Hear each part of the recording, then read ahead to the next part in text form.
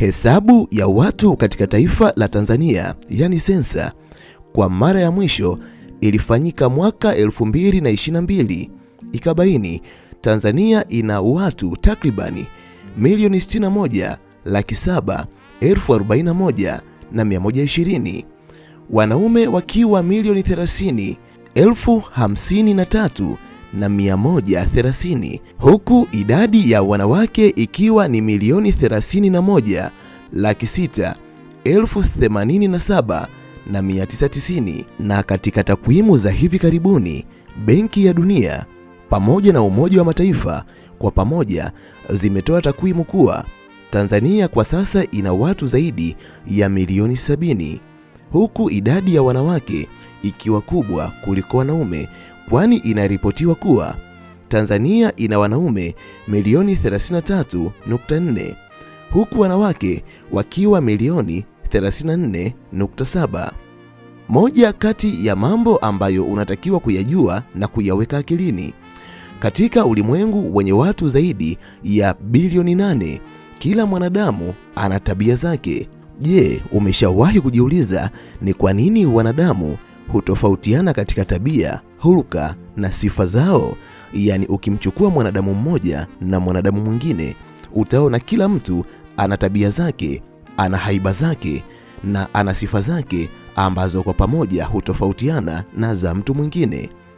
Kwa mujibu wa tafiti mbalimbali ambazo zimekuwa zikifanywa katika ulimwengu ambao tunaishi mimi na wewe, zimekuwa zikibaini mambo mengi sana kuhusiana na utofauti wa tabia, hulka na haiba za mwanadamu. Kwa mfano, katika ulimwengu wa sosiolojia, yani sociological perspectives, nadharia mbalimbali za kisaikolojia zinaamini kuwa tabia ya mwanadamu hutokana na jamii ambayo mwanadamu amekulia, na kuna vitu ambavyo vinaweza kuishepu tabia ya mwanadamu, zikiwemo dini, shule, tamaduni pamoja na familia. Yani kwa kifupi, taasisi mbalimbali za kijamii ndizo ambazo humtengeneza mwanadamu kuwa kama alivyokuwa. Lakini kuna watafiti wengine katika ulimwengu wa sosiolojia ambao wanaamini katika biological facts, na mmojawapo ni Lombroso. Yeye anaamini kuwa mwanadamu huzaliwa akiwa na tabia fulani ambazo zimetoka kwa wazazi wake. Kama mzazi alikuwa mhalifu, basi mtoto pia atakuwa mhalifu.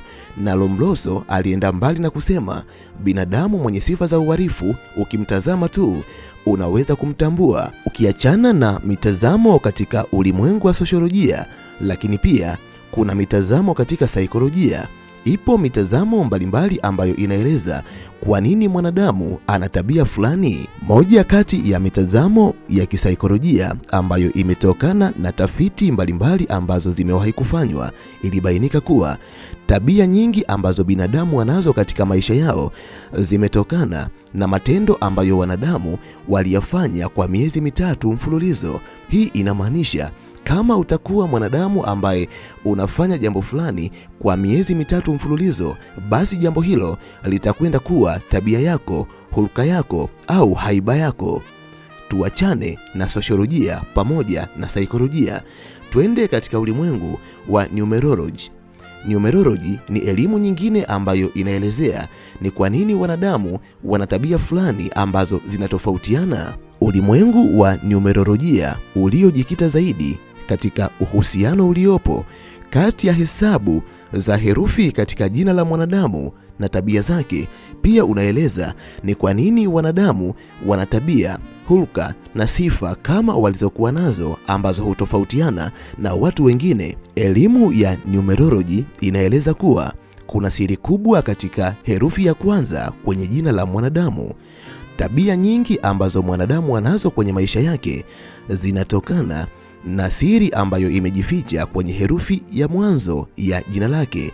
Ninaamini utakapokwenda kutazama sifa ambazo zipo ndani yako kutokana na herufi ya kwanza kwenye jina lako, nawe utabaki mdomo wazi, kwani mimi nilipokuwa nasoma tafiti mbalimbali katika ulimwengu wa numerology, nimeshangaa sana kwa sababu 90% ya sifa ambazo zimezungumzwa kutokana na herufi ya kwanza ya jina langu imekuwa kweli mpaka nikajiuliza, hivi watu hawa walikuwa wananiona au wananijua? Hata wewe pia utakwenda kushangaa, kwani katika video hii nitakwenda kukwambia namna herufi ya kwanza katika jina lako inavyoelezea sifa, hulka, tabia na haiba yako.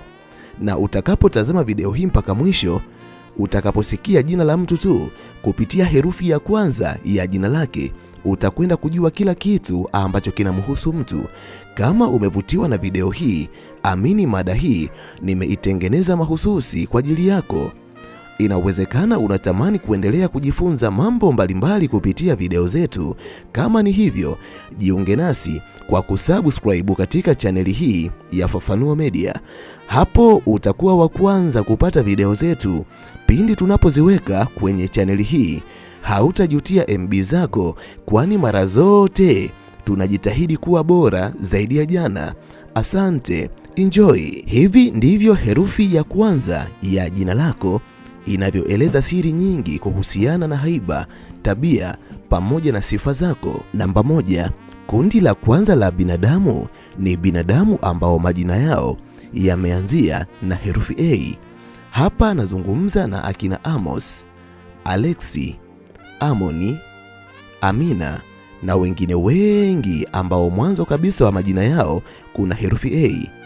Kama wewe ni moja kati ya binadamu wa kundi hili, basi wewe ni mwanadamu ambaye umezaliwa ukiwa na sifa, tabia na hulka zifuatazo.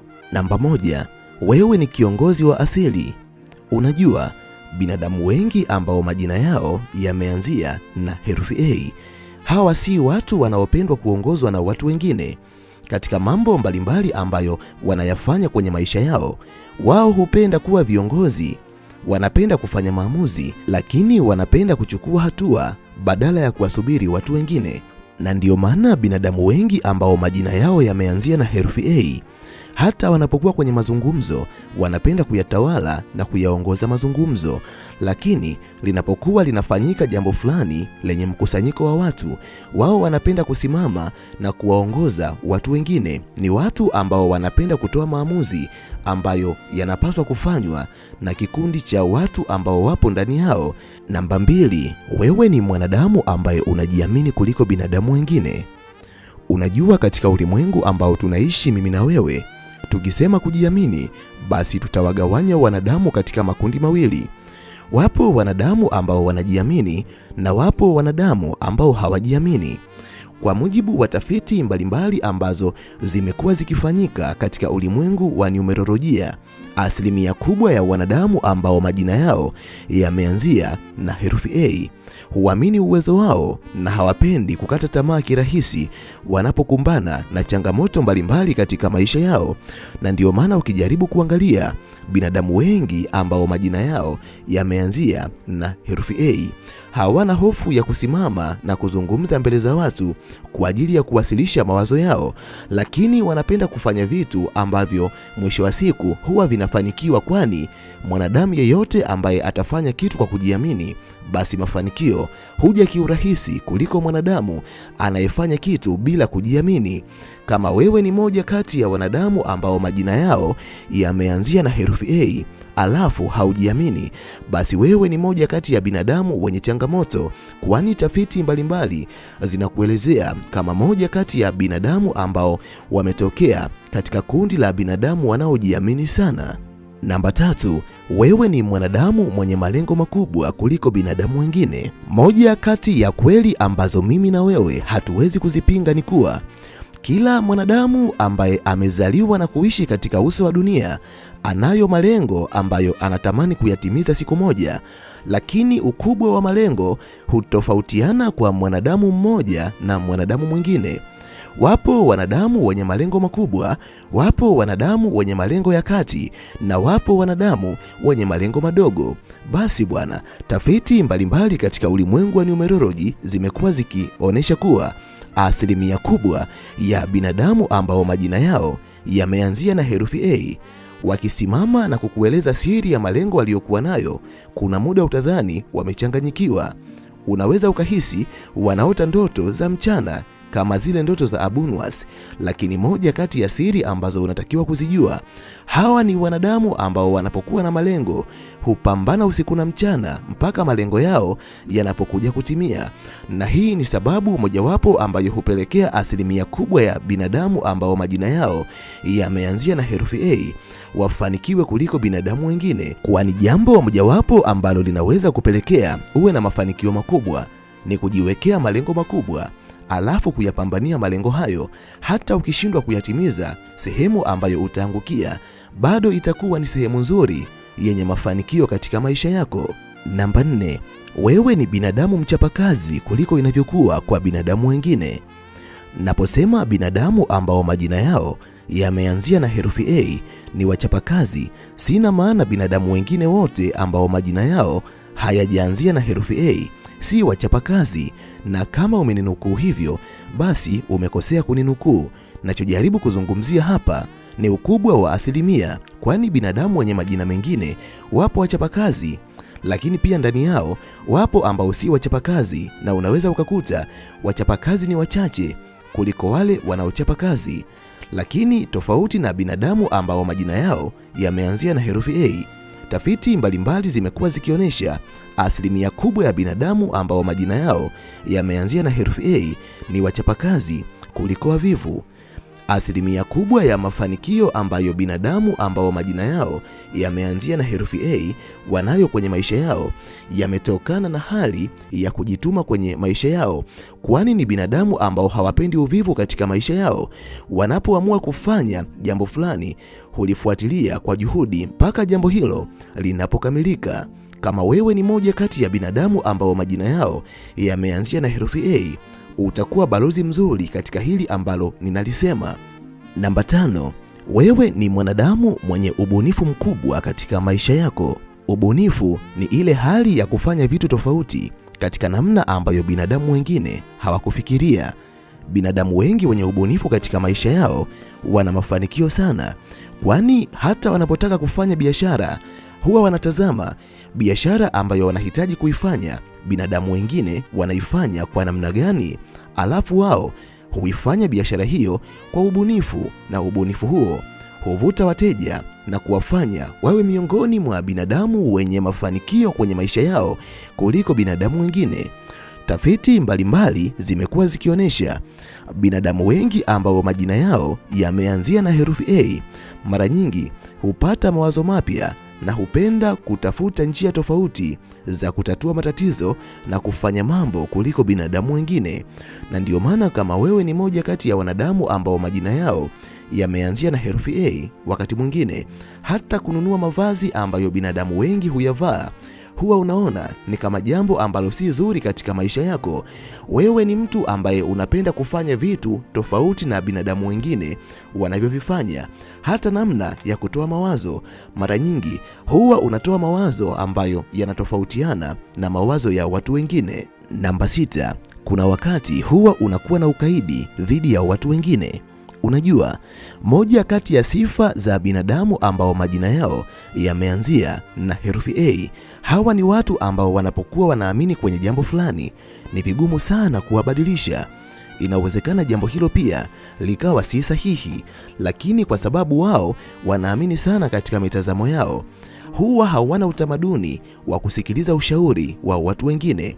Na ndio maana kuna wakati watu hawa wanaweza kuonekana wakaidi, wenye viburi, kwa sababu ni vigumu kubadili mawazo na mitazamo waliokuwa nayo, hata kama ni mawazo na mitazamo isiyokuwa sahihi. Namba 7, wewe ni mwanadamu ambaye unathamini sana heshima katika maisha yako kuliko inavyokuwa kwa wanadamu wengine. Pamoja na kuwa kila mwanadamu angependa kuheshimiwa na kila mtu ambaye anakutana naye kwenye safari yake ya maisha, lakini wakati mwingine mwanadamu anaweza kudharauliwa. Muitikio ambao mwanadamu huuonesha baada ya kudharauliwa na watu wengine hutofautiana kwa mwanadamu mmoja na mwanadamu mwingine. Wapo wenzangu na mimi ambao hata wasipoheshimiwa huwa wanachukulia kawaida tu, lakini tafiti mbalimbali zimekuwa zikionyesha asilimia kubwa ya wanadamu ambao majina yao yameanzia na herufi A ni watu ambao wanapenda kuheshimiwa Kama ukiwaonesha dharau, basi wao watakuonesha dharau maradufu. Ni binadamu ambao huwa wanaumia sana pale wanapohisi kudharauliwa na watu wengine. Namba 8, wewe ni mwanadamu mwenye hasira za karibu kuliko inavyokuwa kwa binadamu wengine. Unajua, katika ulimwengu ambao tunaishi mimi na wewe, ni kawaida kukutana na maudhi mbalimbali kutoka kwa binadamu wengine, lakini mwitikio baada ya kuudhiwa na watu wengine hutofautiana kwa mwanadamu mmoja na mwanadamu mwingine. Yupo binadamu ambaye hata ukimkwaza anaweza kuvumilia na kukuchukulia kawaida, lakini yupo mwanadamu ambaye ukimkwaza atakasirika taratibu taratibu, lakini pia hasira zake zitaisha taratibu taratibu. Huyu ni mwanadamu ambaye anaweza kuishi na kinyongo kwa muda mrefu sana. Lakini tafiti mbalimbali zimekuwa zikionyesha asilimia kubwa ya wanadamu ambao majina yao yameanzia na herufi A, hawa ni watu ambao huwa ni warahisi sana kukasirika. Yaani ukimuudhi, ndani ya muda huo huo atakununia, lakini uzuri wao, hasira zao huwa zinaondoka haraka sana. Yaani kama ambavyo wanapata hasira kwa haraka, ndivyo hasira zao pia zinavyoondoka kwa haraka. Katika saikolojia, aina hii ya binadamu tunawaita sangwini. Ni watu wenye haiba ya kukasirika haraka, lakini ndani ya muda mfupi hasira zao zinakuwa zimeisha na wanakuwa wamerudi katika hali ya kawaida kabisa. Namba 9, wewe ni mwanadamu ambaye kuna wakati huwa unawakwaza watu wengine kwa sababu ya tabia ya kujifanya mjuaji katika vitu mbalimbali ambavyo unakutana navyo kwenye maisha yako. Pamoja na kuwa binadamu wa kundi hili ni wacheshi sana, ni watu ambao wanapenda kuzungumza na kila mtu, lakini kuna wakati huwa wana kitabia fulani cha kujifanya wajuaji katika kila kitu ambacho kinazungumzwa katika maeneo mbalimbali, na ndio maana wengi wao wanapenda kuyamiliki mazungumzo wanapokuwa kwenye makundi mbalimbali ya watu. Hawapendi kukosolewa. Mwanadamu ambaye jina lake limeanzia na herufi A, utakapomkosoa utamkwaza sana na anaweza hata akakuchukia. Ni watu ambao kuna nyakati ambazo baadhi ya binadamu huwaona jao, yani huwaona kama watu ambao wanajifanya wajuaji katika kila kitu, hali ya kuwa baadhi ya vitu wanakuwa hawana ushahidi navyo. Ni vema, pamoja na kuwa wewe ni mwanadamu mwenye tabia ya kuongea kuliko watu wengine, lakini kuna nyakati ambazo jaribu kujizuia, usipende kuzungumza vitu ambavyo hauvijui, yani vitu ambavyo haujui undani wake, usipende kuvizungumzia. Kundi la pili la binadamu ni binadamu ambao majina yao yameanzia na herufi B. Hapa nazungumzia akina Bahati, Bakari, Benjamin, pamoja na wengi ambao herufi zao za kwanza kwenye majina yao zimeanzia na B. Kama wewe ni moja kati ya binadamu wa kundi hili, basi zifuatazo ni sifa, tabia na hulka zako. Namba 1, wewe ni mwanadamu jasiri usiyekata tamaa kiurahisi katika safari yako ya maisha. Unajua, uwezo wa ujasiri na kutokata tamaa hutofautiana kwa mwanadamu mmoja na mwanadamu mwingine. Wapo binadamu wengi ambao pindi wanapokumbana na changamoto mbalimbali kwenye maisha yao hukata tamaa na kudhani hawawezi kuendelea tena kwa sababu tu wamekosa ujasiri. Lakini tafiti mbalimbali katika ulimwengu wa numerology umekuwa ukionyesha asilimia kubwa ya wanadamu ambao majina yao yameanzia na herufi B, hawa ni watu ambao wakiamua kufikia lengo huendelea kupambana hata wanapokumbana na vikwazo pamoja na changamoto ambazo zinaweza kuwakatisha tamaa binadamu wengine. Binadamu wa kundi hili wanaweza kuwa na ujasiri wa kupita katika barabara yenye mabonde ya kila aina, hali ya kuwa binadamu wengine huhofia kupita katika barabara hiyo, na maanisha barabara ngumu ya kufikia malengo. Na ndiyo maana asilimia kubwa ya binadamu wa kundi hili wana uwezo mkubwa wa kutimiza malengo mbalimbali ambayo hujipangia katika maisha yao, kwani wanapoamua jambo hakuna kitu kinachoweza kuwarudisha nyuma. Namba 2, wewe ni mwanadamu mwaminifu unayewajali watu wengine katika maisha yako. Naomba usininukuu vibaya ninaposema binadamu ambao majina yao yameanzia na herufi B ni waaminifu na wanaojali. Sina maana binadamu ambao majina yao hayajaanzia na herufi B si waaminifu na hawajali watu wengine. Moja kati ya vitu ambavyo unatakiwa kuvijua na kuviweka akilini: binadamu wengi ambao majina yao hayajaanzia na herufi B, wapo wanaojali na wapo wasiojali. Huenda wanaojali ni wengi na huenda pia wasiojali ni wengi. Lakini kwa mujibu wa tafiti mbalimbali, asilimia kubwa ya binadamu ambao majina yao yameanzia na herufi B, asilimia kubwa wanajali kuliko wasiojali. Na ndiyo maana utakapojaribu kufuatilia kama wewe ni moja kati ya wanadamu ambao majina yao yameanzia na herufi B, utaona asilimia kubwa ya marafiki ambao unao kwenye maisha yako wanakupenda kwa sababu wewe ni mwaminifu, na wengi wanapenda kukutamkia kauli hiyo. Wengi wanapenda kujifunza uaminifu kutoka kwako, lakini wanakupenda kwa sababu ya hali yako ya kuwajali watu wengine. Mara nyingi haupo tayari kuona watu wengine wanataabika hali ya kuwa unaweza kuwasaidia.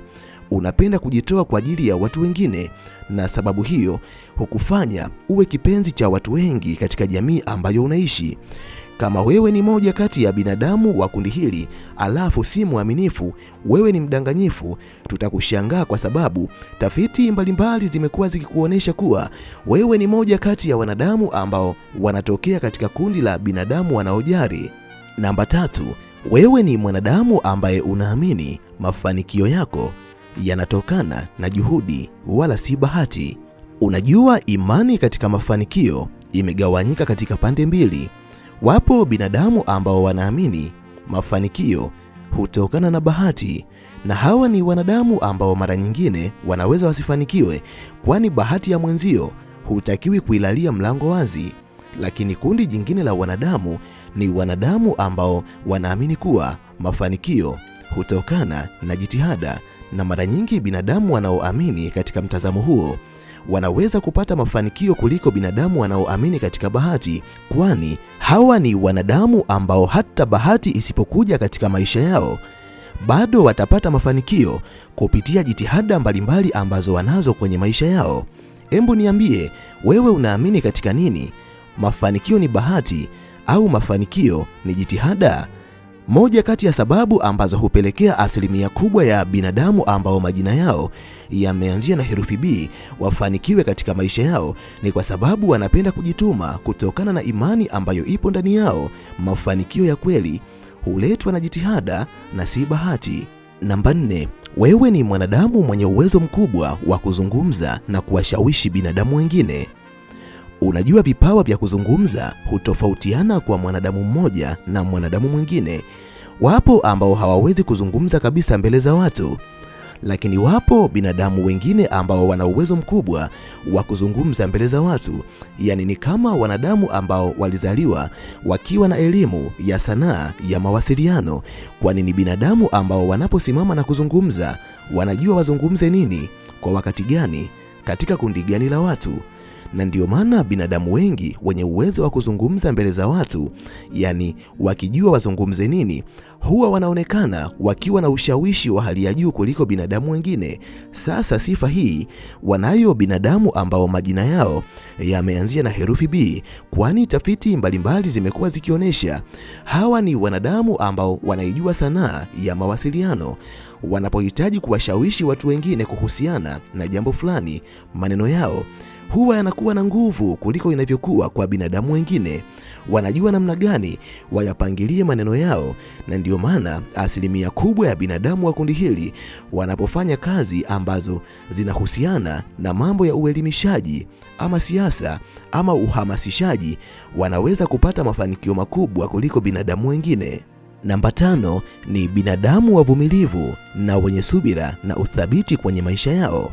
Wakati binadamu wengine wakikata tamaa katika hatua fulani kwenye safari ya maisha yao, labda kutokana na changamoto au vikwazo mbalimbali ambavyo wamekumbana navyo katika safari ya maisha, tafiti mbalimbali zimekuwa zikionyesha asilimia kubwa ya wanadamu ambao majina yao yameanzia na herufi B wanapotaka kutimiza malengo yao, haijalishi watakutana na changamoto kubwa kwa kiwango gani, wao ni binadamu ambao wanaamini katika subira, kwani subira ya kweli huleta matokeo chanya ambayo huzalishwa kutokana na jitihada zao.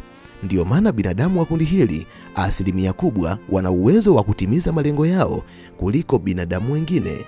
Namba 6, wewe ni mwanadamu mwenye haiba ya mvuto kuliko binadamu wengine.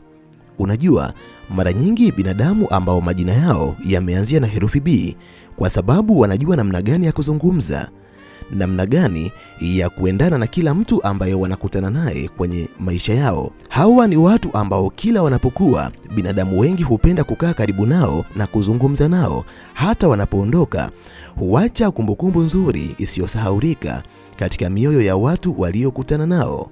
Namba 7, wewe ni mwanadamu mwenye moyo wa ukarimu kwa binadamu wengine. Kwa sababu ya moyo wa ukarimu uliokuwa nao katika maisha yako, haupo tayari kuona mtu mwingine anateseka ukamwacha hali ya kuwa unaweza kumsaidia. Wewe ni mwanadamu ambaye unapenda kujitoa na kuwasaidia watu wengine katika matatizo yao. Moyo wako huwa unakuuma sana inapotokea kuna mtu anataabika alafu ukashindwa kumsaidia kwa sababu hauna uwezo. Kundi la 3 la binadamu ni binadamu ambao walipozaliwa wazazi wao waliwapa majina ambayo yameanzia na herufi C. Hapa namaanisha akina Charles, akina Catherine, akina Carolina na wengine wengi ambao majina yao yameanzia na herufi C. Kama wewe ni moja kati ya binadamu wa kundi hili, basi wewe ni moja kati ya binadamu ambao wamezaliwa wakiwa na sifa, tabia na hulka zifuatazo. Namba 1, wewe ni mwanadamu mwenye akili ya kuchanganua mambo kuliko binadamu wengine. Kwa kuzungumza hivi, sina maana binadamu wote ambao majina yao hayajaanzia na herufi C hawana uwezo wa kuchanganua mambo, bali nazungumzia katika ukubwa wa asilimia. Kwani binadamu wengi ambao majina yao hayajaanzia na herufi C, wengi wao wanao uwezo wa kuchanganua mambo, lakini pia wengi wao hawana uwezo wa kuchanganua mambo. Tofauti na binadamu ambao majina yao yameanzia na herufi C, ni wachache tu kati yao ndio waliokosa uwezo wa kuchanganua mambo. Moja kati ya mambo ambayo unatakiwa kuyajua na kuyaweka akilini, tafiti mbalimbali katika ulimwengu wa numerology zimekuwa zikibaini kuwa asilimia kubwa ya wanadamu ambao majina yao yameanzia na herufi C wanapenda kufikiria kwa kina kabla ya kufanya maamuzi yoyote kwenye maisha yao. Na ndiyo maana ukijaribu kuangalia utagundua asilimia kubwa ya binadamu wa kundi hili hawana utamaduni wa kujutia maamuzi yao, kwani maamuzi mengi ambayo wanayafanya kwenye maisha yao huwa ni maamuzi sahihi. Wenzangu na mimi wa kukurupuka katika maamuzi ndio watu ambao huwa wanajutia maamuzi, kwani unapofanya maamuzi kwa kukurupuka, bila shaka maamuzi hayo yanaweza yasiwe sahihi. Kama wewe ni moja kati ya wanadamu wa kundi hili, alafu maamuzi yako ni ya kukurupuka, tutakushangaa, kwani tafiti zimekujumuisha katika kundi la binadamu ambao huwa wanatuliza akili zao na kufanya maamuzi baada ya kufikiria kwa kina juu ya faida na hasara zitakazosababishwa na maamuzi ambayo wameyafanya. Namba 2, wewe ni mwanadamu ambaye unapenda kujifunza mambo mapya katika maisha yako. Moja kati ya sifa ambazo hupelekea asilimia kubwa ya wanadamu ambao majina yao yameanzia na herufi C waweze kujua mambo mbalimbali katika maisha yao ni tabia yao ya kupenda kujifunza vitu mbalimbali kwenye maisha yao. Ni wanadamu ambao wapo curious katika kuweza kujua vitu ambavyo hawakuwa wakivijua. Na ndiyo maana hata wewe ambaye jina lako limeanzia na herufi C haujasubscribe katika chaneli hii kwa bahati mbaya, kwani wewe ni moja kati ya wanadamu ambao wanapenda kujifunza vitu mbalimbali, na kwa sababu chaneli hii ipo hapa kwa ajili ya kuhakikisha inakufundisha vitu mbalimbali ambavyo hauvijui, ndiyo maana hali ya kupenda kujifunza vitu ambayo ipo ndani yako imekufanya ukasubscribe katika chaneli hii. Na kama bado ulikuwa haujafanya hivyo, ni wakati wako sasa. Hivyo, kwa sababu ya tabia yako ya kupenda kujifunza mambo mbalimbali, huwa unajikuta ukiwa na uelewa wa mambo mengi sana katika maisha yako kuliko inavyokuwa kwa wanadamu wengine. Wewe ni mwanadamu ambaye unajua vitu vingi na una ujuzi katika mambo mbalimbali ambao binadamu wengine hawana. Endeleza tabia hiyo ya kupenda kujifunza vitu mbalimbali, kwa sababu utakapokuwa mjuzi wa vitu mbalimbali, ujuzi unalipa. Namba 3, wewe ni mwanadamu ambaye unapenda kufikiria katika namna ya tofauti ambayo inakinzana na mawazo ya watu wengi. Moja kati ya mambo ambayo unatakiwa kuyajua na kuyaweka akilini, binadamu wengi wanafanya vitu vya kufanana katika jamii zetu kwa sababu mawazo yao pia yanafanana. Lakini siri ambayo imejificha kwa binadamu ambao wamezaliwa wazazi wao wakawazawadia majina ambayo yameanzia na herufi C, hawa ni wanadamu ambao hawapendi kuwaza kama binadamu wengi wanavyowaza. Wanapenda kuwa na mawazo tofauti na yale ambayo watu wengi wanayo.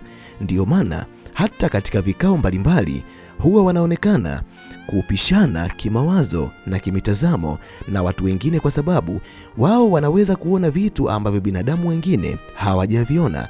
Sasa kwa sababu binadamu wengi huwa wanakuwa na mawazo yanayofanana, huwaona binadamu hawa kama watu ambao wanakinzana moja kwa moja na mawazo yao.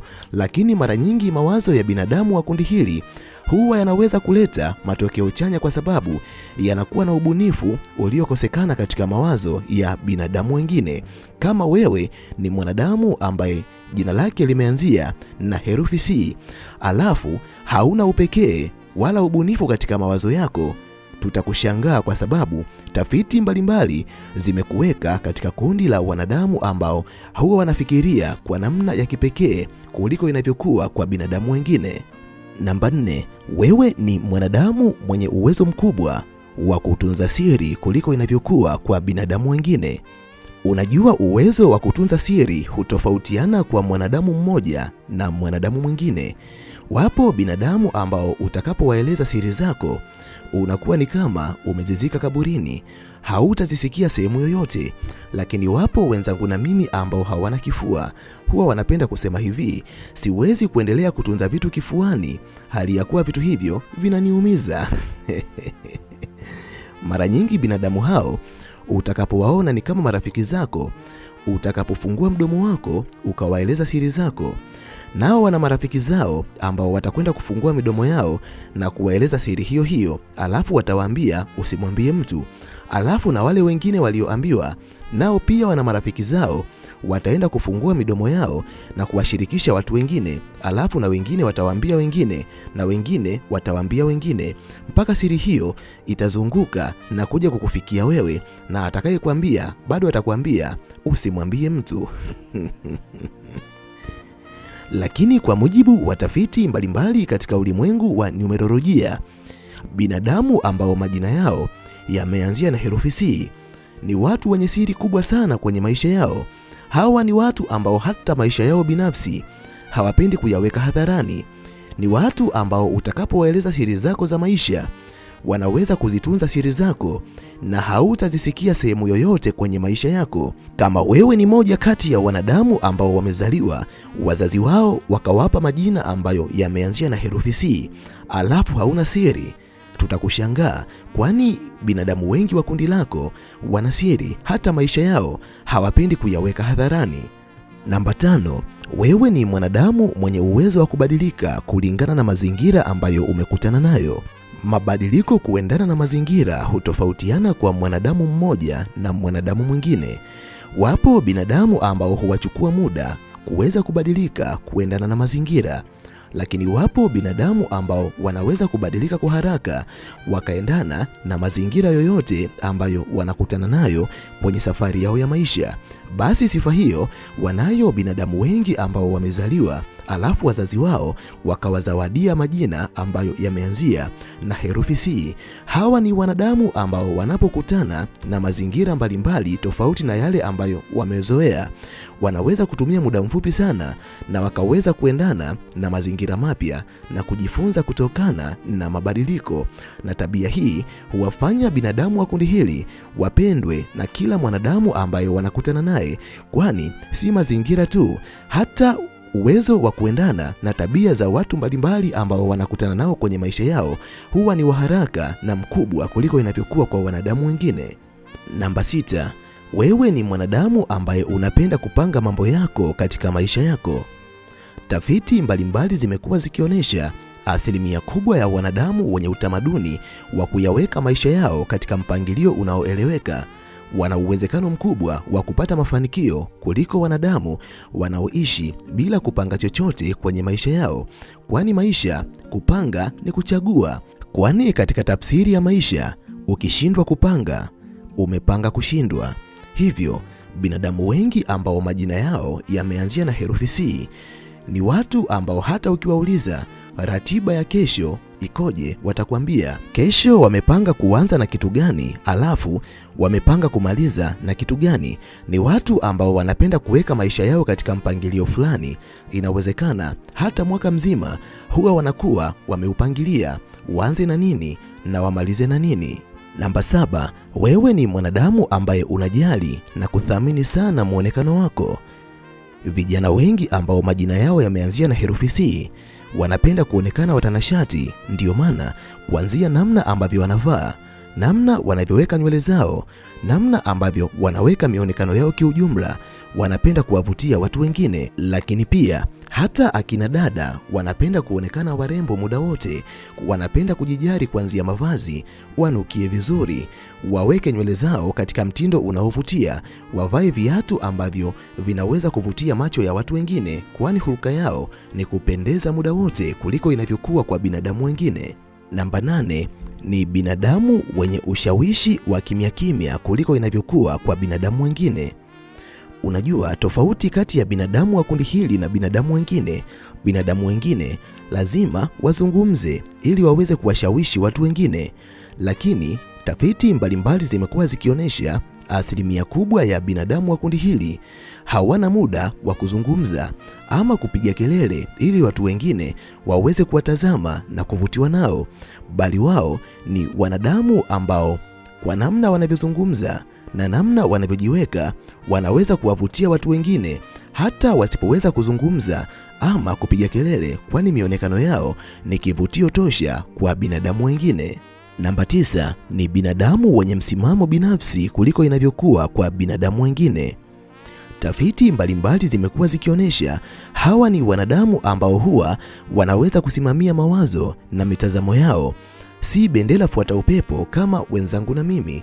Hawa ni wanadamu ambao wanaweza kufuata kile ambacho wanakiamini hata kama binadamu wengine hawatakifuata, na ndiyo maana binadamu wengi wa kundi hili wanaweza kupata mafanikio makubwa kupitia misimamo yao, kwani unapokuwa bendera fuata upepo unaweza ukashindwa kuishi ukuu ambao Mwenyezi Mungu ameuweka ndani yako, kwani huenda mafanikio yako yangetokana na maamuzi yako pamoja na msimamo wako binafsi. Namba 10, wewe ni mpatanishi mzuri kuliko binadamu wengine. Pamoja na kuwa kila mwanadamu ambaye amezaliwa na kuishi katika uso wa dunia anaweza kuwa mpatanishi katika maisha ya watu wengine, lakini si kila mwanadamu anaweza kuwa mpatanishi. Tafiti mbalimbali zimekuwa zikionyesha asilimia kubwa ya wanadamu ambao majina yao yameanzia na herufi C, hawa ni binadamu ambao wana nguvu ya kuwapatanisha watu wengine, na ndio maana binadamu wengi wanapohitilafiana ama kutofautiana wanaweza kuwashirikisha binadamu wa kundi hili, na kwa sababu ya uwezo ambao Mwenyezi Mungu ameuweka ndani yao, binadamu wengi wa kundi hili wanaweza kusimama na kuwapatanisha binadamu ambao wamehitilafiana na kusababisha amani pale penye tofauti, na watu hao wakarudi katika ushirikiano waliokuwa nao zamani. Kundi la 4 la binadamu ni binadamu wenye majina ambayo yameanzia na herufi D. Hapa nawazungumzia akina Daudi, akina Diana na wengine wengi ambao majina yao yameanzia na herufi D. Haijalishi wewe ni nani, jina lako ni la Kiingereza, Kiswahili ama kilugha, ikiwa tu jina lako limeanzia na herufi D, basi wewe ni moja kati ya binadamu ambao wamezaliwa wakiwa na sifa, hulka na tabia zifuatazo.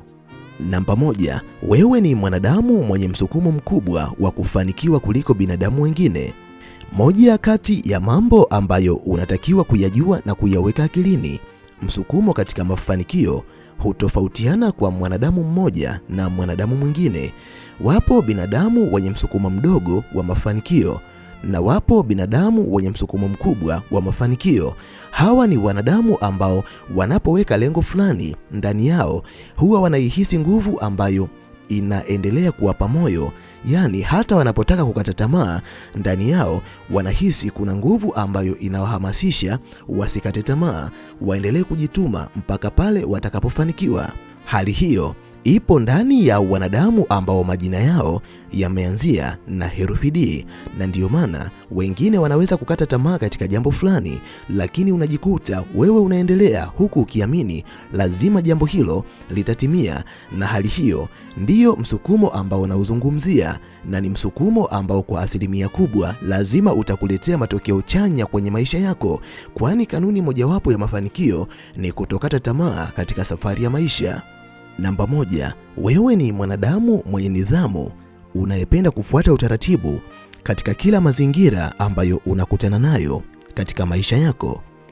Inawezekana umekuwa ukijiuliza ni kwa nini wewe ni moja kati ya wafanyakazi pendwa katika sehemu ya kazi ambayo unaifanyia kazi, ama ni kwa nini watu wengi wanatamani ukashirikiane nao katika vitu mbalimbali.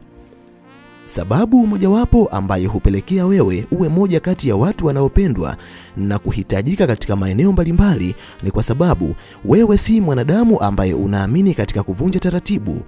Wewe ni mtu unayependa kufuata taratibu katika maisha yako. Wewe ni mwanadamu ambaye unaamini katika nidhamu, ndiyo maana unaweza kujiheshimu na kuwaheshimu watu wengine. Wewe ni moja kati ya wanadamu wanaopenda kufanya mambo kwa mpangilio na kuheshimu ratiba ambayo wamejipangia. Hali hiyo inaweza kupelekea ukawa moja kati ya binadamu ambao wanapendwa na watu wengi ambao wanahitaji watu wenye nidhamu. Nidhamu ambayo umejijengea katika maisha yako ni miongoni mwa sababu ambazo zimekufanya uwe na mafanikio makubwa kwenye maisha yako kuliko inavyokuwa kwa binadamu wengine. Namba 3, wewe ni mwanadamu mwenye uwezo wa kuchukua hatua bila kusita pale unapoona fursa fulani yenye manufaa katika maisha yako. Unajua, uwezo wa kufanya maamuzi katika maisha hutofautiana kwa mwanadamu mmoja na mwanadamu mwingine. Wapo binadamu ambao pamoja na kuwa macho yao yanaweza yakaona fursa mbalimbali, lakini bado wakawa wazito katika kufanya maamuzi. Lakini jambo mojawapo ambalo hupelekea asilimia kubwa ya wanadamu ambao majina yao yameanzia na herufi D wafanikiwe kwenye maisha yao kuliko binadamu wengine ni wepesi wa kufanya maamuzi sahihi kwenye maisha yao, kwani wao wanapoona fursa hawana utamaduni wa kusubiri mawazo ya watu wengine. Wanaweza kufanya maamuzi na maamuzi hayo yakawaletea matokeo chanya kwenye maisha yao. Namba 4, wewe ni mwanadamu ambaye unaamini katika vitendo. Moja kati ya sababu ambazo hupelekea asilimia kubwa ya wanadamu ambao majina yao yameanzia na herufi D wafanikiwe kuliko binadamu wengine ni kwa sababu si binadamu ambao wanaamini katika mawazo pekee, ni watu wa vitendo. Kwani katika ulimwengu ambao tunaishi mimi na wewe, wapo watu ambao wanatamani kufanikiwa, lakini vitu ambavyo wanatamani kuvifanya huishia katika mawazo na maelezo ya mdomoni pekee, lakini kamwe hawajawahi kufanya implementation ya mawazo yao kupitia vitendo, na watu hao hawawezi kufanikiwa kamwe. Lakini sababu mojawapo ambayo hupelekea asilimia kubwa ya wanadamu ambao majina yao yameanzia na herufi D wafanikiwe kuliko binadamu wengine ni kwa sababu hawa ni wanadamu ambao wanapowaza kufanya kitu fulani, kitu hicho hakiishii tu katika mawazo yao, bali wanapenda kukiweka katika vitendo, na hii ni kanuni mojawapo ya mafanikio. Ninakushauri hata wewe kama ni moja kati ya binadamu wanaotamani kufanikiwa kwenye maisha yao, hakikisha vitu vingi ambavyo unatamani kuvifanya visiishie kwenye mawazo tu, vielekeze katika vitendo, na utakwenda kuwa moja kati ya binadamu wenye mafanikio kwenye maisha yao. Namba 5, wewe ni mwanadamu mwenye ujasiri wa kukabiliana na changamoto kuliko inavyokuwa kwa binadamu wengine. Wakati watu wengine wakikimbia matatizo na vikwazo kwenye maisha yao, wewe ni moja kati ya wanadamu ambao huwa wanahakikisha wanatatua changamoto na kuvishinda vikwazo mbalimbali ambavyo vinakuja katika maisha yako, hata kama ni vikwazo ambavyo binadamu wengine hawawezi kuvivumilia.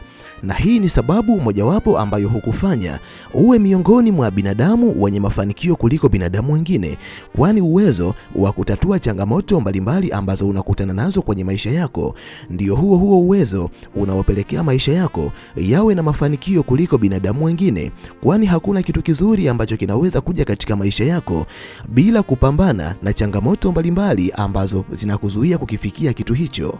Namba 6, wewe ni mlinzi wa watu unaowapenda.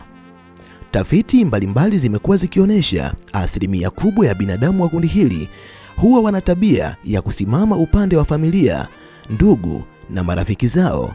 Yaani, hawa ni watu ambao unapokuwa na ukaribu nao, ugomvi wako na watu wengine lazima watauingilia, na mara zote watasimama upande wako kwa ajili ya kuhakikisha unakuwa salama, haijalishi unapitia katika nyakati gani. Na ndiyo maana mara nyingi binadamu wa kundi hili wanapenda kujitoa sana kwa ajili ya kuhakikisha ndugu, rafiki na jamaa zao wanakuwa salama katika maisha yao. Namba 7, wewe ni mwanadamu ambaye unaaminika sana katika jamii ambayo unaishi.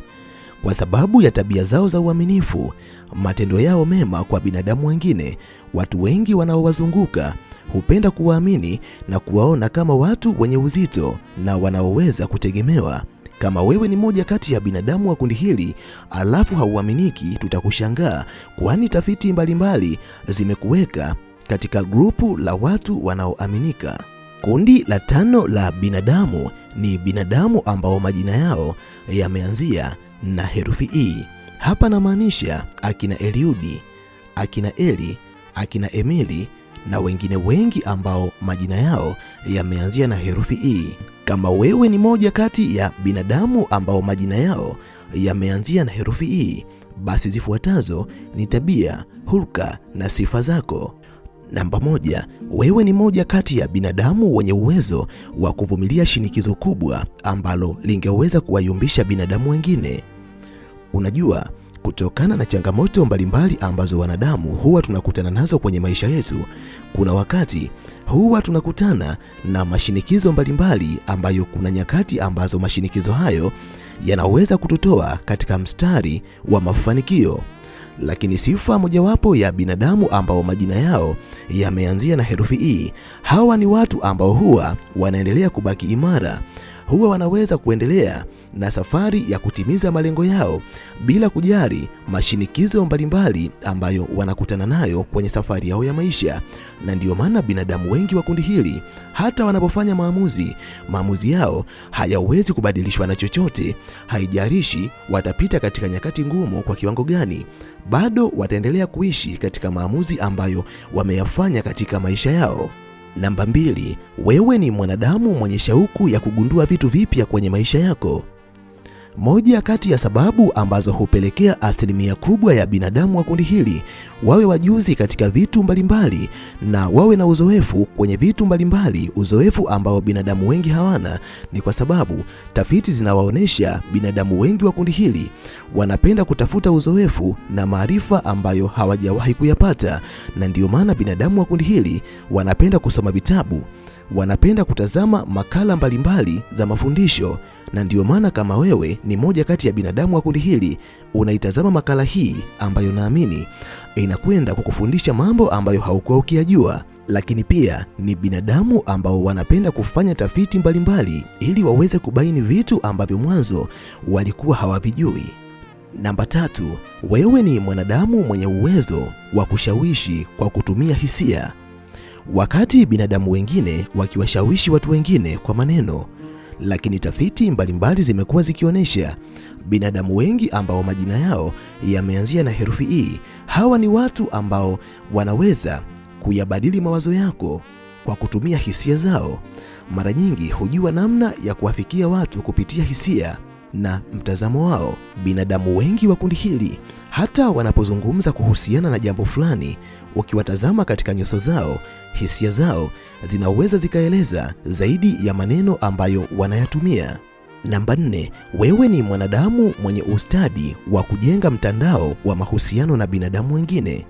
Moja kati ya sifa ya binadamu wa kundi hili wanapokutana na binadamu wengine kwa mara ya kwanza, huwa wana uwezo mkubwa wa kutengeneza urafiki na binadamu hao, na mara nyingi mtandao wa urafiki ambao wanaujenga kwenye maisha yao unaweza kuwa na manufaa fulani kwenye maisha yao. Namba 5, wewe ni mwanadamu ambaye ndani yako una kipaji cha kuhamasisha mabadiliko kuliko inavyokuwa kwa binadamu wengine. Moja kati ya mambo ya kuvutia ambayo yamo ndani ya binadamu wa kundi hili, hawa ni wanadamu ambao hawapendi kutazama mambo ya kawaida katika maisha yao. Ni binadamu ambao huwa wanavutiwa na maboresho au mabadiliko ya kila wakati. Ndiyo maana binadamu wengi wa kundi hili hata wanapokuwa wameajiriwa katika makampuni mbalimbali, makampuni hayo yanaweza yakawa yanapata mabadiliko chanya ya mara kwa mara, kwa sababu kupitia mitazamo yao binadamu wa kundi hili na namna ya kuzungumza, wanaweza kuwashawishi watu wengine au jamii nzima kufanya mabadiliko fulani ambayo kwa namna moja au nyingine yanakuwa ni mabadiliko bora kuliko ilivyokuwa mwanzo. Namba 6, wewe ni mwanadamu ambaye huwa unaangalia mambo kwa mtazamo mpana kuliko upande mmoja, kwani baadhi ya wanadamu wanapotathmini kuhusiana na jambo fulani, wanaweza kulitathmini jambo hilo juu tena kwa kulitazama upande mmoja na kisha wakafanya maamuzi. Lakini wewe ni mwanadamu ambaye hata unaposikia maneno kuhusiana na mtu fulani, ikiwa maneno hayo ni mabaya, huwa hauwezi kufanya maamuzi muda huo, bali huwa unaendelea kufanya utafiti na kumchunguza mtu huyo, na mara nyingi unapenda kusikia na upande wake. Na ndiyo maana asilimia kubwa ya maamuzi ambayo unayafanya kwenye maisha yako huwa yanakuwa ni maamuzi sahihi kuliko inavyokuwa kwa binadamu wengine. Namba 7, wewe ni mwanadamu mwenye uwezo wa kuyasoma mazingira na kuyaelewa kuliko inavyokuwa kwa binadamu wengine. Mara nyingi huwa unaweza kutambua hali na hisia za watu wanaokuzunguka katika kila mazingira ambayo unafika kwa mara ya kwanza, na uelewa huo huwa unaweza kuupata kwa haraka kuliko inavyokuwa kwa binadamu wengine. Kundi la 6 la binadamu ni binadamu ambao majina yao yameanzia na herufi F. Hapa nazungumzia akina Philbert, akina Fabian, akina Flora pamoja na wengine wengi ambao majina yao yameanzia na herufi F. Kama wewe ni moja kati ya wanadamu ambao majina yao yameanzia na herufi F, basi zifuatazo ni sifa, hulka na tabia zako. Namba 1, wewe ni mwanadamu mwenye moyo wa kujitolea kuliko binadamu wengine. Mara nyingi hupenda kutoa msaada bila kutarajia malipo makubwa au malipo yoyote kutoka kwa mwanadamu ambaye umemsaidia. Binadamu wengi wa kundi hili hawapo tayari kuona mtu mwingine anateseka hali ya kuwa wanaweza kumsaidia. Namba 2, wewe ni mwanadamu mwenye hisia za ulinzi kuliko inavyokuwa kwa wanadamu wengine. Mara nyingi huwa unajali sana usalama na ustawi wa watu walio karibu yako, na ndiyo maana binadamu wengi wanapenda kuwa karibu na wewe, kwa sababu huwa wanahisi wapo salama pindi wanapokuwa karibu yako. Namba 3, wewe ni mwanadamu ambaye unathamini ubora kuliko wingi kwenye maisha yako. Mara nyingi huwa unapenda vitu vichache ambavyo vinakuwa bora kuliko vitu vingi ambavyo vinakuwa havina ubora. Ndiyo maana asilimia kubwa ya vitu ambavyo unavifanya kwenye maisha yako pia huwa vinakuwa na ubora. Hata kazi pia ni bora ufanye kazi chache ambazo ni bora kuliko kufanya kazi nyingi ambazo si bora. Namba 4, wewe ni moja kati ya binadamu ambao huwa wanakuwa na umakini wa hali ya juu wanapochagua watu wa kuambatana nao kwenye safari yao ya maisha. Unajua, sote tunahitaji ndugu, rafiki na jamaa ambao tutaambatana nao kwenye safari yetu ya maisha, lakini baadhi ya watu tutakapowaweka karibu na maisha yetu wanaweza wakawa sababu itakayopelekea tushindwe kutimiza malengo yetu.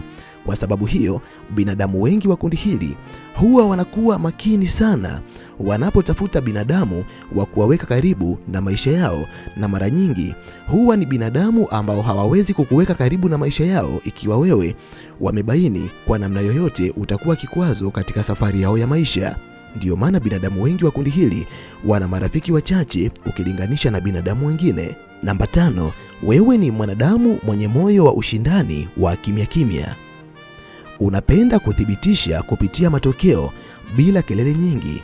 Unapoamua kufanya jambo fulani, huwa unalifanya kwa bidii kubwa ili kuwathibitishia watu wengine kuwa hautashindwa. Wewe ni mwanadamu ambaye hata binadamu wengine wanapokudharau, haupendi kujibizana nao kwa maneno, bali unapenda kufanya kwa vitendo vitu ambavyo vitapelekea watu waamini kuwa walikudharau kwa sababu walikuwa hawakujui. Kundi la 7 la binadamu ni binadamu ambao majina yao yameanzia na herufi G.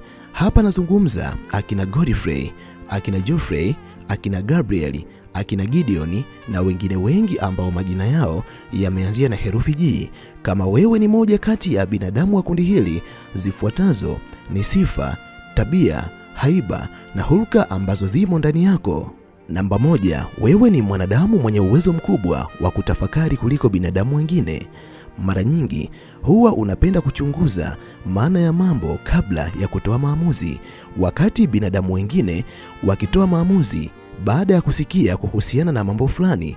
Wewe ni mwanadamu ambaye huwa hauishi juu juu, bali unapenda kuchunguza mambo kwa kina ili uweze kufanya maamuzi ambayo yatakuwa sahihi kwenye maisha yako, na ndiyo maana asilimia kubwa ya maamuzi ambayo huwa unayafanya kwenye maisha yako ni maamuzi sahihi. Namba 2, wewe ni mwanadamu ambaye unathamini umakini mkubwa kwenye maisha yako kuliko vitu vingine.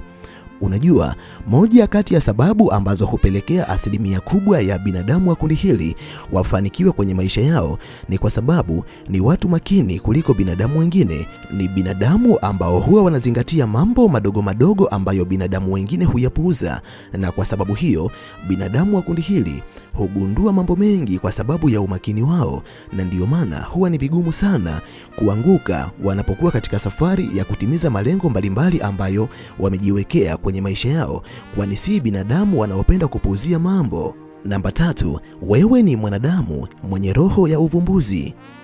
Moja kati ya tabia ambayo binadamu wa kundi hili wanayo katika maisha yao ni watu wanaopenda kugundua vitu mbalimbali kwenye maisha yao, ikiwa ni pamoja na mbinu mpya za kufanikisha vitu fulani kwenye maisha yao. Kwa sababu ya tabia yao ya uvumbuzi, binadamu wa kundi hili wanaweza kugundua njia mbalimbali ambazo hazikuwahi kugunduliwa na watu wengine na zikaweza kuwasaidia binadamu wengine, na ndiyo maana binadamu wengi wa kundi hili kila maeneo ambayo wanakuwa wanapenda kufanya vitu vya tofauti ambavyo binadamu wengine hawajawahi kuvifanya. Baada ya wao kufanikisha vitu hivyo, ndipo watu wengine huanza kuwaiga. Ni kwa sababu wao ndio wanakuwa wagunduzi wa vitu hivyo. Namba 4, wewe ni mwanadamu ambaye huwa hauwezi kufanya maamuzi ya kukurupuka bila kutazama mambo kwa undani zaidi. Wakati binadamu wengine wakifanya maamuzi mbalimbali ambayo baadaye hujikuta katika majuto makubwa, tafiti mbalimbali zimekuwa zikionyesha mara nyingi binadamu wa kundi hili hawana utamaduni wa kujutia maamuzi yao, kwa sababu huwa wanafanya uchunguzi wa kina kabla ya kufanya maamuzi yoyote kwenye maisha yao. Namba 5, wewe ni mwanadamu mwenye kipaji cha kutatua matatizo. Mwenyezi Mungu amekujalia busara ya kuiona njia katika maisha pindi binadamu wengine wanaposhindwa kuiona. Wewe ni mtu ambaye unaweza kuona jawabu katika changamoto na matatizo ya binadamu mbalimbali, na ndiyo maana kwa sababu ya uwezo huo watu wengi wanapenda kukuletea matatizo yao ili uwasaidie kutafuta suluhisho. Namba 8, binadamu ambao majina yao yameanzia na herufi H. Hapa nazungumzia akina Halima, Hamisi, Hamida, Himidi na wengine wengi ambao mwanzo wa majina yao kuna herufi H.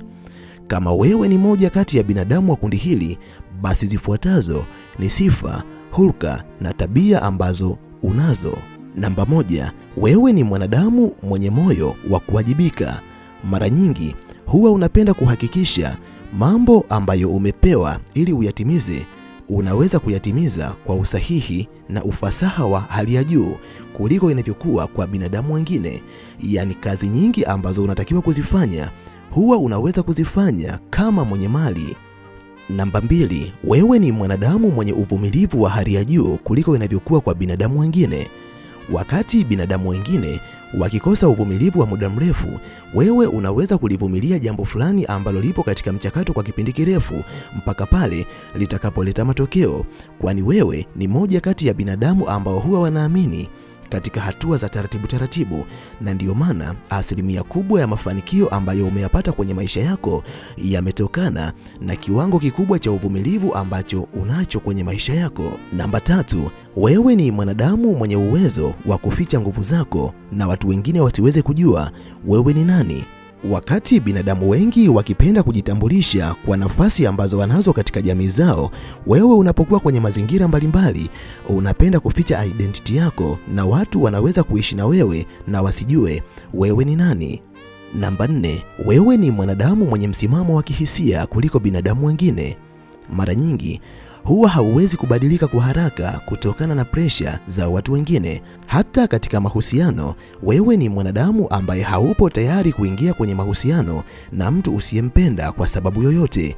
Lakini unapoingia kwenye mahusiano, haupo tayari kuvunja mahusiano na mtu ambaye unampenda kwa sababu yoyote. Ni kwa sababu wewe ni mwanadamu ambaye unaamini zaidi katika hisia zako. Namba 5, wewe ni mwanadamu ambaye unapenda usawa katika maisha yako. Haupendi kuwaonea watu wengine, bali wewe ni muumini wa haki. Hata unapoona mtu mwingine anateseka, upo tayari kujitoa kwa ajili ya kumsaidia mtu huyo, ikiwa mtu huyo anaonewa hali ya kuwa anastahili haki. Kundi la 9 la binadamu ni binadamu ambao walipozaliwa wazazi wao waliwazawadia majina ambayo yanaanzia na herufi I. Hapa nawazungumzia akina Irene, Ibrahimu na yeyote ambaye herufi ya kwanza ya jina lake ni herufi I. Zifuatazo ni sifa, tabia na hulka zao. Namba 1 ni binadamu wenye uwezo wa kuona mbali kuliko binadamu wengine. Mara nyingi huwa wanapenda kufikiria kuhusu kesho yao, jambo ambalo huwapa mafanikio makubwa, kwani chochote ambacho wanakifanya leo huwa wanafikiria kesho itakuwaje. Ni binadamu ambao wanatamani kuona matokeo ya muda mrefu kuliko inavyokuwa kwa binadamu wengine. Namba 2 ni binadamu wenye uwezo wa kujieleza kuliko inavyokuwa kwa binadamu wengine. Binadamu wa kundi hili huwa wanakuwa na njia zao za kipekee ambazo zinaweza kuelezea mawazo na hisia zao na wakaweza kueleweka kuliko inavyokuwa kwa wanadamu wengine. Namba 3 ni binadamu wenye haiba ya kuwavutia watu wengine kimya kimya. Mara nyingi wanaweza kuwavutia binadamu wengine bila kulazimisha umakini wao, bali kupitia matendo, namna yao ya kuzungumza na namna wanavyojiweka. Hali hiyo huwafanya watu wengine wavutiwe nao kuliko inavyokuwa kwa binadamu wengine. Namba 4 ni binadamu wanaojitambua sana kwenye maisha yao kuliko inavyokuwa kwa binadamu wengine. Binadamu wa kundi hili wanajua uwezo wao, udhaifu wao na wanachotaka kwenye maisha, hivyo ni vigumu sana kuwafanyia udanganyifu wa aina yoyote kwenye maisha yao. Namba 5 ni binadamu wenye tabia ya kutafuta maana ya maisha. Hawa ni wanadamu ambao wanapenda kujua kwa nini wapo duniani. Je, ndani yao Mwenyezi Mungu ameliweka kusudi gani? Kundi la 10 la wanadamu ni wanadamu ambao majina yao yameanzia na herufi J. Hapa nawazungumzia wakina Josefu, Jacqueline, Jafeti na wengine wengi ambao mwanzo wa majina yao kuna herufi J. Kama nawe ni moja kati ya binadamu ambao majina yao yameanzia na herufi J, basi wewe ni mwanadamu mwenye sifa, tabia na hulka zifuatazo. Namba 1, wewe ni mwanadamu ambaye unajiamini. Uwezo wako wa kujiamini hupelekea asilimia kubwa ya binadamu pia wa kuamini na kukupa nafasi mbalimbali za uongozi katika maisha yao. Namba 2, wewe ni binadamu mwenye moyo wa ushindani. Watu wengine wanapodhani hauwezi kufanikisha jambo fulani, hapo ndipo ndani yako nguvu ya ushindani inapozaliwa na kuanza kupambana ili kuwadhihirishia watu wengine kuwa wewe si wa vile ambavyo wanakuchukulia. Namba 3, wewe ni mwanadamu mwenye mipango mizuri sana kwenye maisha yako. Si mwanadamu ambaye unapenda kuishi bila kuwa na mipango kwenye maisha yako, na ndio maana asilimia kubwa ya vitu ambavyo unavifanya kwenye maisha yako huwa vinafanikiwa. Ni kwa sababu vimezaliwa kutoka katika mipango mizuri uliyokuwa nayo kwenye maisha yako. Namba 4, wewe ni mwanadamu mwenye uwezo mkubwa wa kuhimili changamoto ambazo binadamu wengine hawawezi kuzihimili. Na ndio maana wakati mwingine hata unapokuwa kwenye changamoto ambazo zingewafanya watu wengine walie au wapitie msongo wa mawazo, wewe huwa unaonekana kawaida kabisa pamoja na mambo makubwa ambayo unayapitia kwenye maisha yako. Namba 5, wewe ni mwanadamu mwenye maamuzi thabiti kwenye maisha yako.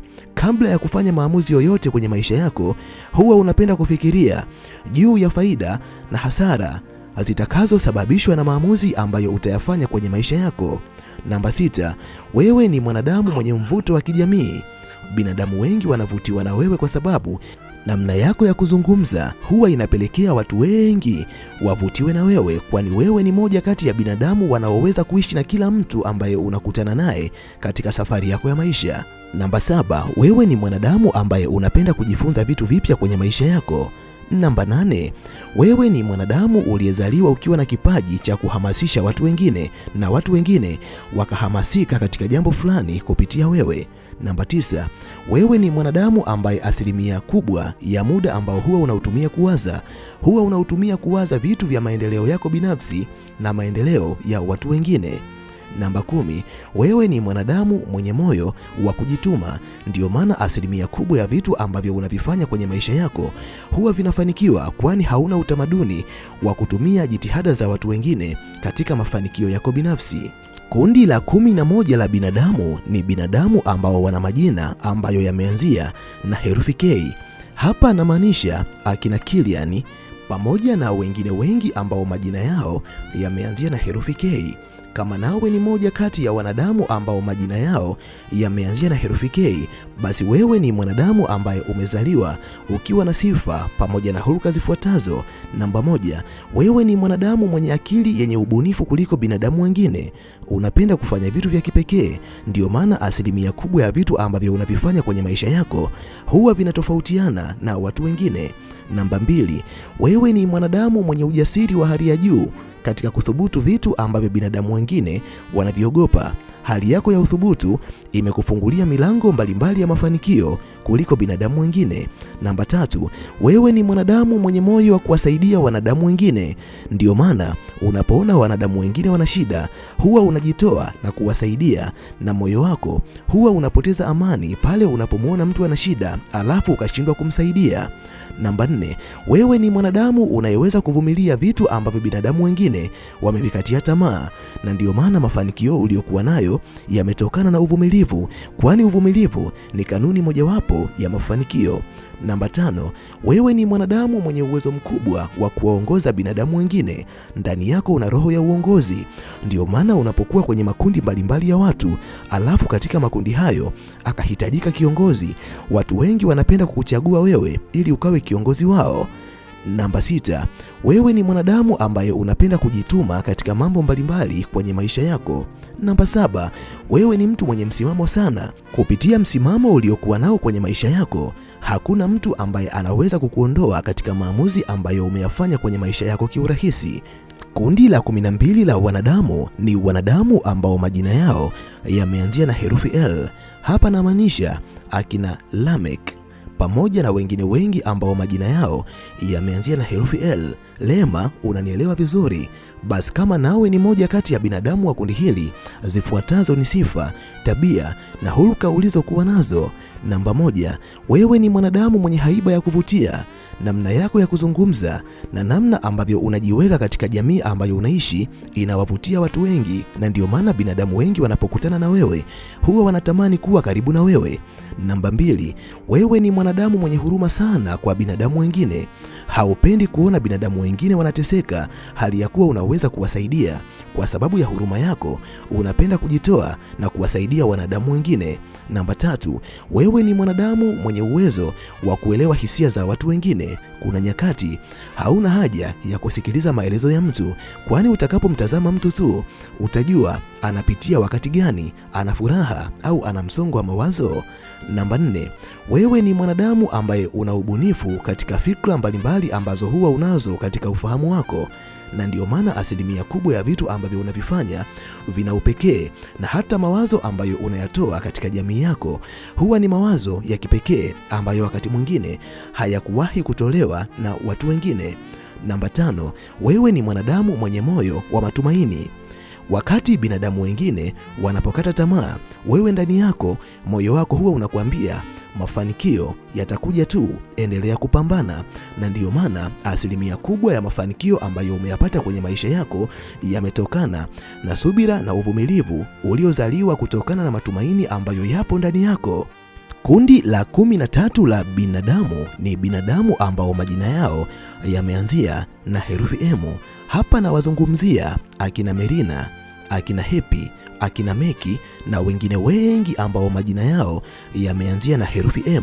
Kama nawe ni moja kati ya binadamu wa kundi hili, basi zifuatazo ni sifa, tabia na hulka zako. Namba 1, wewe ni mwanadamu mwenye nguvu za ndani. Mara nyingi unaposimama na kuzungumza, Nguvu zako hujidhihirisha kupitia maneno yako. Unaweza kuwashawishi watu kwa sababu watu hukusikiliza na kukutii kwa mambo mengi ambayo unayazungumza katika kinywa chako. Namba 2, wewe ni mwanadamu ambaye unapenda kujituma katika ndoto zako. Si rahisi kukatishwa tamaa katika kitu ambacho unaamini. Namba 3, wewe ni mwanadamu uliyezaliwa ukiwa na uvumilivu mkubwa katika mambo ambayo yaliwakatisha tamaa binadamu wengine. Na ndiyo maana asilimia kubwa ya mambo ambayo unayafanya kwenye maisha yako yanapohitaji uvumilivu, watu wengine wanaweza wakakata tamaa, lakini wewe lazima utafanikisha kwa sababu ndani yako una uvumilivu ambao haupo katika mioyo ya watu wengine. Namba 4, wewe ni mwanadamu mwenye malengo makubwa kuliko binadamu wengine. Mara nyingi unapowaeleza watu wengine kuhusiana na malengo ambayo yapo ndani yako, watu wengi hukuona kama umechanganyikiwa, kwani huyaona malengo yako kama makubwa kuliko uwezo wako. Namba 5, wewe ni mwanadamu mwenye uwezo wa kuwaongoza binadamu wengine. Ndani yako Mwenyezi Mungu ameiweka kalama ya uongozi. Ndiyo maana binadamu wengi waliozaliwa wakapewa majina yaliyoanzia na herufi M wanapokuwa katikati ya watu wengine, alafu wakahitajika kiongozi, watu hupenda kuwachagua binadamu hao ili wakawe viongozi wao. Namba 14 ni binadamu ambao majina yao yameanzia na herufi N. Hapa nazungumzia akina Naomi, akina Nana na wengine wengi ambao majina yao yameanzia na herufi N. Kama nawe ni miongoni mwao, basi zifuatazo ni sifa, tabia na huluka zako. Namba 1, wewe ni moja kati ya wanadamu wenye uwezo wa kuchanganua mambo kuliko binadamu wengine. Hauna utamaduni wa kukurupukia mambo. Hata maamuzi ambayo huwa unayafanya kwenye maisha yako huwa unayafanya baada ya kufanya uchambuzi yakinifu, kipi ufanye na kipi usifanye. Namba 2, wewe ni mwanadamu ambaye unaamini katika ubunifu. Mambo mengi ambayo unayafanya kwenye maisha yako huwa unapenda kuyatofautisha na namna ambavyo binadamu wengine waliyafanya kwenye maisha yao. Namba 3, wewe ni mwanadamu mwenye uwezo wa kupangilia vizuri mambo mbalimbali kwenye maisha yako. Namba 4, wewe ni mwanadamu mwenye maono ya mbali. Unapenda kufikiria kuhusu kesho yako, yani future yako itakuwaje.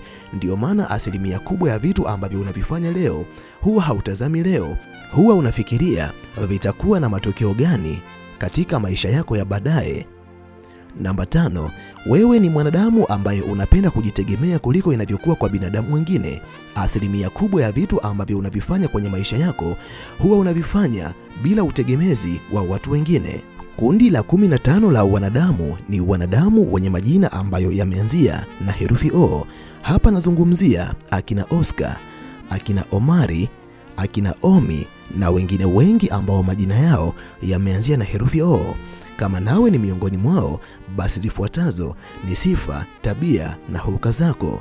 Namba 1, wewe ni mwanadamu ambaye unapenda uhuru wa kufanya maamuzi yako. Unapofanya maamuzi haupendi kuingiliwa na watu wengine. Namba 2, wewe ni mwanadamu ambaye huwa hauathiriwi kiurahisi na maoni ya watu wengine. Unapoamua jambo lako, haijalishi watu wengine watasema nini juu yako, lazima utakwenda kulitimiza jambo hilo. Namba 3, wewe ni mwanadamu ambaye huwa una uwezo wa kuziona fursa ambazo binadamu wengine hawazioni, na ndiyo maana asilimia kubwa ya mafanikio ambayo unayo katika maisha yako yamezaliwa katika uwezo wako wa kuziona fursa ambazo binadamu wengine walishindwa kuziona. Namba 4, wewe ni mwanadamu mwenye roho ya utafutaji na ugunduzi wa vitu vipya ambavyo binadamu wengine hawakuwahi kuvigundua.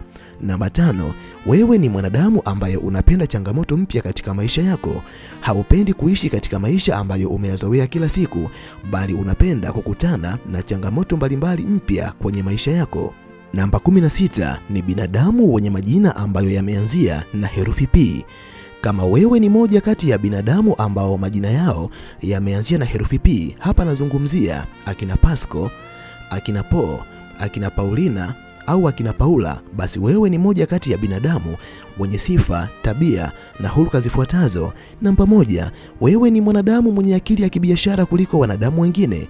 Ndio maana asilimia kubwa ya biashara ambazo unazifanya huwa zinakuwa na ubunifu wa kipekee na zinaleta mafanikio makubwa kwenye maisha yako kuliko inavyokuwa kwa binadamu wengine. Namba 2, wewe ni mwanadamu ambaye huwa haupotezi fursa kwenye maisha yako. Mara nyingi fursa mbalimbali zinapokuja katika maisha yako unapenda kuzitumia, na ndio maana hata katika nyakati ambazo binadamu wengine wanaogopa kuthubutu kwenye fursa hizo, wewe una uthubutu. Ndio maana ukiangalia asilimia kubwa ya mafanikio ambayo unayo katika maisha yako yamezaliwa kutoka katika uthubutu wa fursa ambazo binadamu wengine waliogopa kuthubutu. Namba 3, wewe ni mwanadamu mwenye uwezo mkubwa wa kuwashawishi watu wengine kwa hoja. Una uwezo wa kujenga hoja na kupitia hoja zako watu wanaweza kushawishika na mawazo yako. Namba 4, wewe ni mwanadamu mwenye uthubutu wa kujaribu mambo mapya kwenye maisha yako. Namba 5, wewe ni mwanadamu ambaye unapenda uhuru wa kifedha, haupendi kuwategemea watu wengine kifedha, na hali hiyo hukupelekea ujitume katika kazi kwa bidii, kwani huwa unajisikia amani na furaha pindi unapotumia fedha ambayo imetokana na jasho lako. Namba 17, binadamu ambao majina yao yameanzia na herufi Q. Hapa namaanisha akina Kaidu na wengine wengi ambao majina yao yameanzia na herufi Q. Hawa ni wanadamu wenye sifa zifuatazo.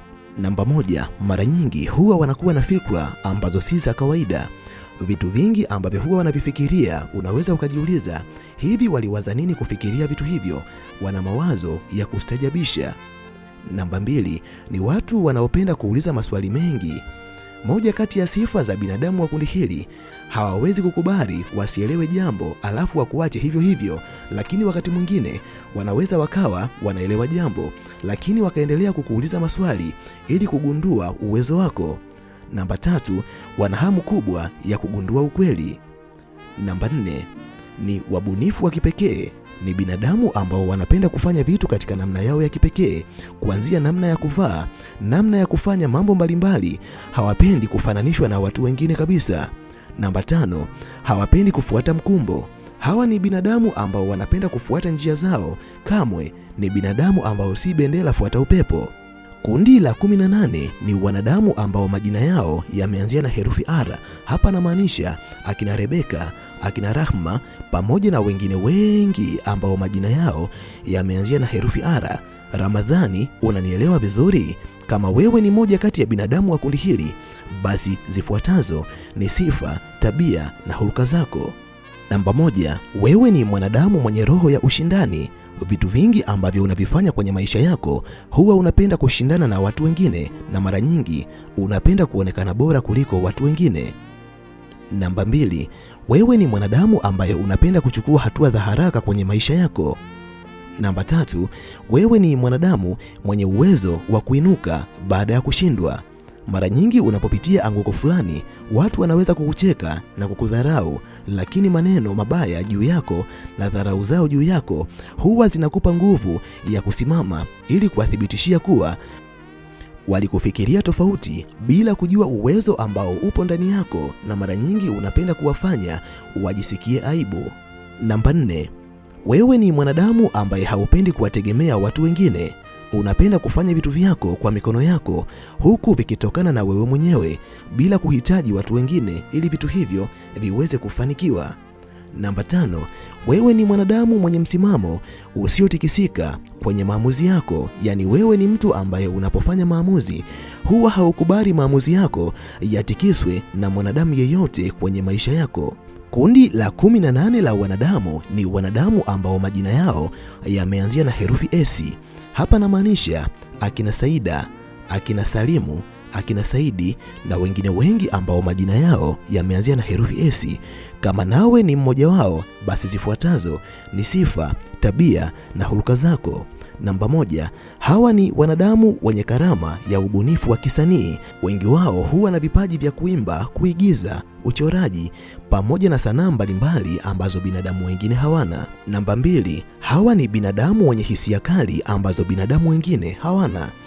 Unajua, binadamu wengi ambao majina yao yameanzia na herufi S wanaweza kuhisi mambo kabla hayajatokea, yani wana intuition kali. Namba 3, wana kipaji cha kusimulia na kuvutia wasikilizaji. Namba 4, hupenda utulivu kuliko kelele. Namba 5, wanathamini uaminifu wa kweli kwenye maisha yao. Ni watu ambao wanapogundua wewe ni muongo, lazima watakuweka mbali na maisha yao. Namba 6, wana uwezo wa kuunganisha watu kwenye mitazamo tofauti. Namba 7, wanapenda ubora kuliko wingi. Namba 8, ni watu wanaopenda kujifunza kupitia uchunguzi. Namba 9, ni binadamu wenye roho ya kutafuta maana ya kila jambo. Namba 10, ni binadamu ambao wanapenda kuishi maisha yenye kusudi. Namba 20, binadamu ambao majina yao yameanzia na herufi T. Hapa nazungumzia akina Thabiti, akina Tausi na wengine wengi ambao majina yao yameanzia na herufi T. Kama nawe ni mmoja wao, basi zifuatazo ni sifa, tabia na hulka ambazo unazo katika maisha yako. Namba 1, wewe ni mwanadamu mwenye uthabiti katika kutekeleza ahadi ambazo huwa unaziweka kwenye maisha yako. Namba 2, wewe ni mwanadamu ambaye unapenda uwazi katika kila jambo kwenye maisha yako, na ndio maana unapokuwa karibu na watu ambao hawawezi kuweka wazi vitu vyao ambavyo vinaweza kuleta madhara baadaye, unapenda kukaa nao mbali. Namba 3, wewe ni mwanadamu mwenye uwezo wa kubeba majukumu makubwa ambayo binadamu wengine hawawezi kuyabeba kwenye maisha yao. Namba 4, wewe ni mwanadamu ambaye unapenda kutenda kuliko kuzungumza, yaani wewe ni mtu wa vitendo, haupendi maneno katika maisha yako. Namba 5, wewe ni mwanadamu ambaye huwa unafanya vitu ambavyo vinalenga matokeo makubwa kwenye maisha yako, na ndio maana asilimia kubwa ya mafanikio ambayo unayo katika maisha yako ni kwa sababu wewe ni mtu mwenye juhudi kubwa sana, kwa sababu unapenda kufanya vitu ambavyo vitaleta matokeo makubwa kuliko watu wengine kwenye safari yako ya maisha. Namba 21, binadamu ambao majina yao yameanzia na herufi U. Hawa ni watu wenye sifa zifuatazo. Namba 1, wana roho ya umoja na ushirikiano. Namba 2, ni watu wanaowajali walio dhaifu.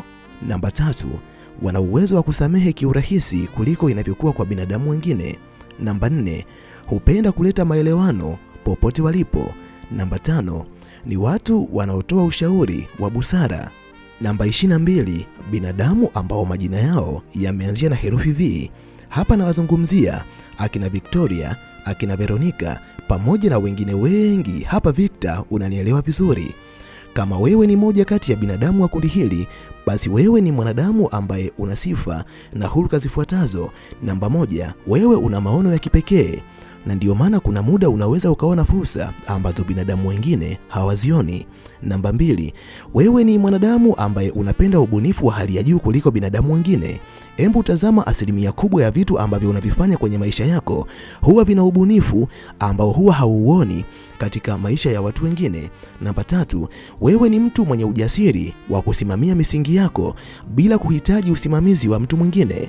Namba 4, wewe ni mwanadamu ambaye unapenda kuvumbua mbinu mpya ambazo binadamu wengine hawazijui. Namba 5, wewe ni mwanadamu mwenye uthabiti wa hali ya juu katika malengo yako. Haupo tayari kuacha kuifuata njia ya malengo yako kwa sababu ya aina yoyote katika maisha yako. Kundi la 23 la binadamu ni binadamu ambao majina yao yameanzia na herufi W. Hapa nazungumzia akina Wilson, akina Witness pamoja na wengine wengi ambao majina yao yameanzia na herufi W. Kama nawe ni miongoni mwao, basi wewe ni moja kati ya wanadamu ambao wamezaliwa wakiwa na sifa zifuatazo. Namba 1, wewe ni mwanadamu mwenye hekima ya kusikiliza kabla ya kuzungumza. Namba 2, wewe ni mwanadamu mwenye utulivu wa akili kuliko binadamu wengine, na ndio maana asilimia kubwa ya vitu ambavyo unavifanya kwenye maisha yako huwa vinafanikiwa kwa sababu vimezaliwa katika utulivu wa akili uliokuwa nao. Namba 3, wewe ni mwanadamu mwenye uwezo wa kutengeneza suluhu za muda mrefu. Watu wengi wanapokosana huja kwako na kutaka suluhisho. Namba 4, wewe ni mwanadamu ambaye unapenda kufanya kazi kwa umakini mkubwa katika maisha yako. Kwa sababu ya kutanguliza umakini katika kila ambacho unakifanya kwenye maisha yako, Hiyo ni sababu ambayo imekupa mafanikio makubwa kwenye maisha yako kuliko binadamu wengine. Namba 5, wewe ni mwanadamu ambaye haupendi migogoro isiyokuwa ya lazima katika maisha yako. Unapokuwa katika sehemu ambayo ina migogoro mingi, upo tayari kuondoka katika eneo hilo, haijalishi lina manufaa makubwa kwa kiwango gani katika maisha yako. Kundi la 25 la binadamu ni binadamu ambao majina yao yameanzia na herufi Y. Hapa nazungumzia wakina Yakobo, wakina Yazieli na wengine wengi ambao majina yao yameanzia na herufi Y. Kama nawe ni miongoni mwao, basi wewe ni moja kati ya wanadamu ambao wamezaliwa wakiwa na sifa pamoja na tabia zifuatazo. Namba 1, wewe ni mwanadamu mwenye kipaji cha kuzalisha mawazo mapya. Mara nyingi linapotakiwa kufanyika jambo fulani katika uwepo wako, huwa unaweza kufikiria ni namna gani ya kuweza kulifanikisha jambo hilo katika namna ya tofauti ambayo binadamu wengi ambao wapo karibu yako hawajafikiria. Namba 2, wewe ni mwanadamu ambaye unapenda kujipa changamoto mpya. Pamoja na kuwa asilimia kubwa ya wanadamu wanaogopa changamoto, lakini wewe hauna historia ya kuziogopa changamoto. Badala yake unapenda kukabiliana nazo, na ndiyo maana mara nyingi huwa unajipa changamoto ili kujipima uwezo uliokuwa nao. Namba 3, wewe ni mwanadamu mwenye uwezo wa kuona vipaji vya watu wengine. Unajua, moja kati ya sifa ambazo binadamu wengi ambao majina yao yameanzia na herufi Y wanazo kwenye maisha yao ni uwezo au kipaji cha kuona vipaji walivyokuwa navyo binadamu wengine bila wao wenyewe kujua. Namba 4, wewe ni mwanadamu ambaye unapenda kujifunza kutoka kwa watu mbalimbali. Asilimia kubwa ya wanadamu wa kundi hili wanajua vitu vingi kwa sababu hawachagui sehemu ya kujifunza, kwani wao ni binadamu ambao wanapenda kujifunza kupitia watu mbalimbali ambao wanakutana nao katika safari yao ya maisha. Kundi la mwisho la binadamu ni binadamu ambao majina yao yameanzia na herufi Z. Kama nawe ni moja kati ya binadamu wa kundi hili, zifuatazo ni sifa, tabia na hulka zako. Namba 1, wewe ni mwanadamu mwenye uthubutu wa kufanya maamuzi magumu ambayo binadamu wengine huogopa kuyafanya. Namba 2, wewe ni mwanadamu mwenye ari ya kukamilisha kile ambacho umekianzisha. Mara nyingi asilimia kubwa ya vitu ambavyo binadamu wa kundi hili wamevianzisha huwa hawakati tamaa mpaka wanapofanikiwa kuvikamilisha kwenye maisha yao. Namba 3, wewe ni mwanadamu mwenye uwezo mkubwa wa kukabiliana na changamoto mbalimbali ambazo zinakuja kwenye maisha yako. Namba 4, wewe ni mwanadamu ambaye unapenda kuweka kiwango cha juu cha malengo ili hata inapotokea umeshindwa kuyakamilisha malengo kama ulivyotarajia, bado matokeo yake yanakuwa si ya chini sana. Namba 5, wewe ni mwanadamu mwenye msimamo thabiti usioyumbishwa na mawazo ya binadamu wengine kwenye maisha yako. Yapo mengi ya kuzungumza, lakini kwa sababu ya usalama wa MB zako sina budi kuishia hapa. Ninahitimisha nikiamini lipo jambo kubwa ambalo umejifunza kupitia video hii. Nikutakia wakati mwema, tukutane tena katika video ijayo.